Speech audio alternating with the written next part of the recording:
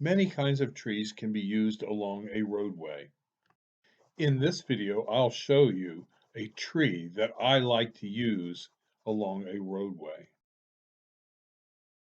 This is Mike Hurst at Highland Home Farm, and he's going to tell you about his Princeton elm trees that he has available for sale.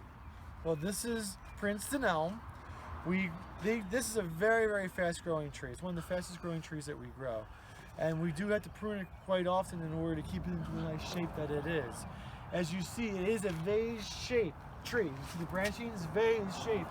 So a lot of times we use as street trees because the branches don't go out and get into people's houses or into power lines or in the trouble areas around roads. And big trucks can drive by without damaging the sides of them.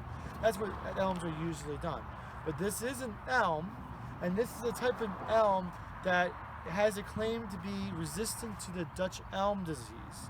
I do not know where the genetic origins is, but the story I heard from them is that the reason they're called Princeton elms is that there was a line of elm trees in Princeton, New Jersey that did not die from the Dutch elm disease. And they never knew where it came from. They don't know where the genetic line was. But when they took cuttings off of these guys, and these guys grew, they were also resistant. They never got it.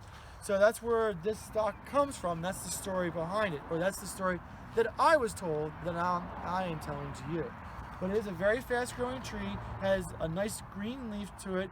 It can grow, and when it's in a happy location, it can grow 6-8 feet in a year.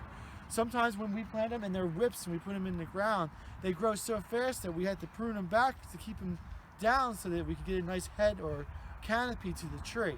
If you're real young, a real sapling, you put it in and you let it grow, it'll just be like a telephone pole growing up. Very fast growing tree. Fairly resistant. It does get a couple bugs here and there, but nothing that's going to take the tree down that I'm aware of.